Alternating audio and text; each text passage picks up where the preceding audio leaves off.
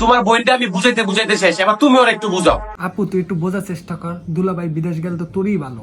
আমি তো এটাই বুঝতে পারতেছি না, আমি তো পরিবারের ভালোর জন্যই বিদেশ যেতে যেতেছি। আপু কি সমস্যা তোর দুলাভাই বিদেশ গেলে? শুধু আমার সমস্যা না, স্বামী বিদেশ গেলে পুরো নারী জাতির সমস্যা।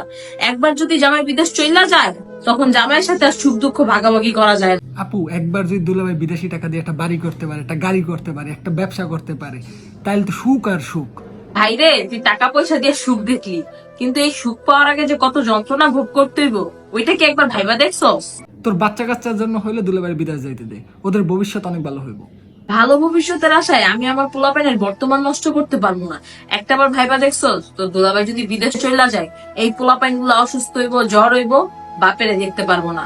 আর তোর দুলাভাই যদি বিদেশে অসুস্থ থাকে, আমি ওর সেবা করতে পারবো না, আমি ওর দেখতে পারবো না, দুইজনের কষ্টের ভাগিদার হইতে পারবো না। আপু আবেগ দিয়ে চিন্তা না করে বিবেক দিয়ে চিন্তা কর, একবার যদি দুলাভাই বিদেশ যাইতে পারে তোদের সুখ আর সুখ। ভাই, আমার বুঝাই তুই তো সময় নষ্ট করতেছিস, কারণ টাকার সুখ আমার দরকার নেই। আমি পান্তা ভাত খামু কাঁচামরিচ দিয়া, তাও আমার জামাইরে বিদেশ যাইতে দিমু না। একবার যদি বিদেশ চইলা যায়, বুঝতেছিস না কেন, তখন যদি এই জায়গায় কেউ মারাও যায়, কাছের কেউ, তাও আমি দেখতে পারবো না। ওর কিছু হইলে আমরা দেখতে পারবো না। এই জিনিসটা আমি কোনোদিনও মাইনা নিতে পারবো না। তাই বলে কি কোনো মহিলা তার জামাইরে বিদেশ যাইতে দেয় না? অনেকেই যাইতে দেয়, কেউ শ্বশুর বাড়ি চাপে পড়া যাইতে দেয়, কেউ পরিস্থিতির শিকার হয়ে যাইতে দেয়, কিন্তু নিজের ছায় কোনো বই কোনোদিন স্বামীরা বিদেশে যাইতে দেয় না।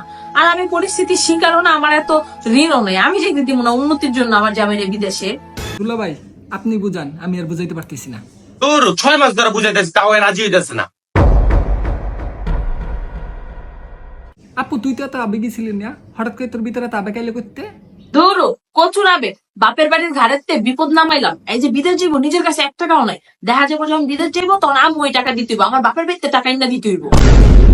শুধু আমার জামাই না, অনেক বেটারাই শ্বশুর বাড়ির টাকা দিয়ে বিদেশ যাইতে চায়। অনেকে তো শ্বশুর বাড়ির টাকায় বিদেশও গেছে, কিন্তু টাকা কামাই করে দেওয়ার বেলায় নিজের পরিবারে দেয়, নিজের আত্মীয় স্বজনকে দেয়, আর শ্বশুর বাড়ির পাওনা টাকাই দিতে চায় না। কয় বিদেশ যাওয়ার সময় শ্বশুর আবার টাকা দিচ্ছে, এই টাকা আবার ফেরত চায়। চিন্তা জায়গা, আরে তুই চেতবি কি লেগা? টাকা কি গাছেতে পড়ছে নাকি? দেখা যায় শ্বশুর বাড়ির লোকজন সাহায্য করে হেরাই বিদেশ পাঠায় দেয়, কিন্তু দিন শেষে হেরা পায় আন্ডা। আমি চাইলে আমার পরিবার আন্ডা পাক, এর লেগে আমার জামাইরা আমি বিদেশ যেতে দিব না। ওরে বোন, তোর এটা মাথা না হিটলেরই বুদ্ধি? Genius genius.